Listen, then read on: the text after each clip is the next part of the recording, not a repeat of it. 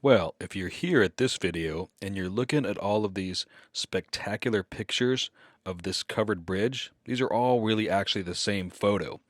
And maybe you got here because you saw my short and you came over here to learn how to do this a bit more in depth.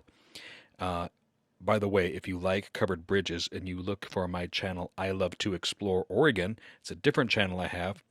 You can see all kinds of different covered bridges on this channel, on that channel. Right here, we're just going to do some technical stuff and learn how to make your covered bridge, which goes from the original, which is this one, to any of these different ones. I'm going to show you how to make all of these different shades. You can choose whatever you want your picture to look like. If you want to go black and white, we've got some black and whites. Or if you want to go with the spectacular purple, we can do that. Here's a different version of black and white. Here is a lot. This one really pulls out the autumn. It's got some green and blues in there. This one actually looks very natural, but pulls out those autumn colors in the pop, and you got way back in there. They're really just popping back there. So we're going to show you how to do all of this. This is on an iPhone, so this is what it looks like on an iPhone. You can actually do this with an Android. It's just a little bit different, and you have to look for it.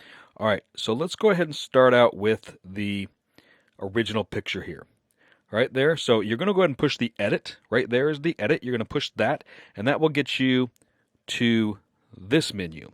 You can see right here on this menu, you've got all kinds of different things. You got a across the top, you got a back and forth arrow. That really just allows you to go back and forth between the two steps.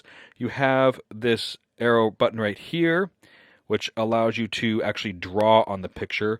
If you want to know how to do that, basically all of these pins down there just allow you to do draw different things. You could try that and play with that. That's an interesting thing also. This one over here, you can push that right there. You can see if you just push paste edits, boom. That actually paste edits. So you can go from here and you can actually go copy edits, and then you could go to another picture. So we'll just go ahead and go cancel, and we'll go ahead and discard the changes, and we would go to like this one, and then we would just say, we're going to go push the edit, and we're going to go ahead and push the other one there. Push that one and paste edits. There you go. See? It makes it really easy to just kind of copy and paste the edit and take it to every other one with you. But for now, we're going to go ahead and take and show you just how to change this up. So now we're going down. So to show you how to take this, we're going to push done on this one. So we push done, and then we're going to go back to edit, and now we're going to push revert, and we're going to say revert to original. So we're right back to where we started. We're going to push edit now, and now we can see you can slide this menu down here, and you can see all of these different things you can change. And you can see if you started at the beginning, you've got auto. If you push auto, it does make it look better. I mean, that's the phone's version. That's kind of like that artificial intelligence, just kind of really making it look better for you. And from here, you can actually slide it over there. You can see how it makes it look better that way.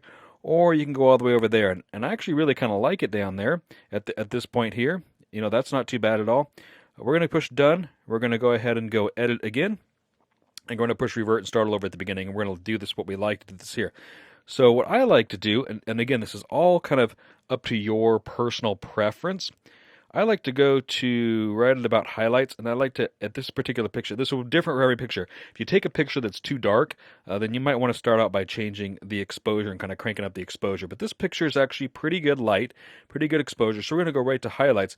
We're going to actually turn down the highlights to -100.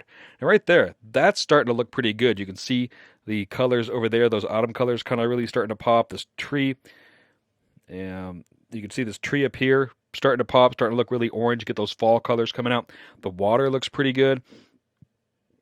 So that's starting to look very nice. If we go over to shadows, you can see as we start to take the shadows and pull those over here, now it's starting to even pop a little bit more, but the water's starting to look a little too black. So let's go ahead and bring it to right about 50 there with the shadows. Contrast. In this picture, I think I will leave contrast alone, but in some other pictures, you can really make it, you can change it a lot. If we go with the brightness, and we go up there, I think the brightness is pretty good. We're just going to leave that one here. Let's take the black point, and let's turn that up a little bit more too. Not all the way, because then that's going to make our water look black, and it's going to make the shadows too strong, but just right about in the 40s somewhere there. The saturation, we're going to crank that up. Look at that. That really makes it pop. When you crank up that saturation, all those colors just come to life, and you can just really see that. It's just spectacular. Then we go ahead and go with the vibrance, and we're just going to turn that up all the way, and it's even just that much more. The warmth. Now, this is a fun, I like the warmth, because if you take this warmth all the way up, wow, now you're just a bright summer day. Everything is really hot, and it just looks really nice. Or you can go all the way cold and you can just see that everything's like a winter day. But because we took this in the fall, we still got some fall colors even in that winter. And then when we go to tint, you see if we go like this side, that greens really come out here. It makes the greens pop. And so you could kind of work with these in between and say, okay, I just really want it to be super green. And if you want to really make those greens pop, you could do that. Or you can keep it all the way over to one way here, and you can go to the tint.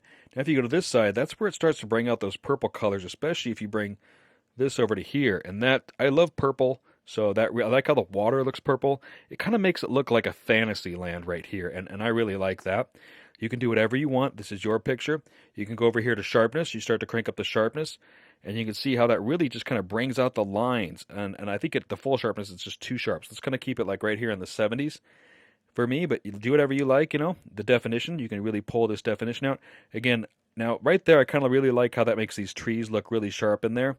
And I like how it makes the water look very sharp. So I think I'll kind of leave it there. Then I usually leave, in this picture, I'll leave the noise reduction alone. Noise reduction works great for like astrophotography. That, you know, you take some of the noise out of it there. I think that really looks good. But this one, I think I like to have it really crisp. And then the vignette, if you do that one, it just kind of darkens those corners around the edges, and it really kind of puts your focus, makes you look at these trees right in the center. So I really like that there. That's how I like this picture. You may like it to be something a bit more natural. If you pull some of this tint out and leave it right in there, that actually shows those fall colors. Pick what you like. We hit the done, and you can basically just kind of get all over in there. If you want to get this black and white stuff, the best way to do that is actually just to kind of go with what you have here. You know, and I think we were actually maybe in this one, I forget now, but take your picture, go to that edit, and all you got to do is find that saturation, and just take that saturation all the way to nothing, and right there you're going to go to black and white, and then from there you can kind of change things. A lot of times when you're in the black and white, if you add some contrast, it can really make it look deep and beautiful and nice like that, and that can make a great black and white picture. There you go. Hope you liked that. If you did, give me a like, subscribe to the channel, and we'll be doing some more stuff like this.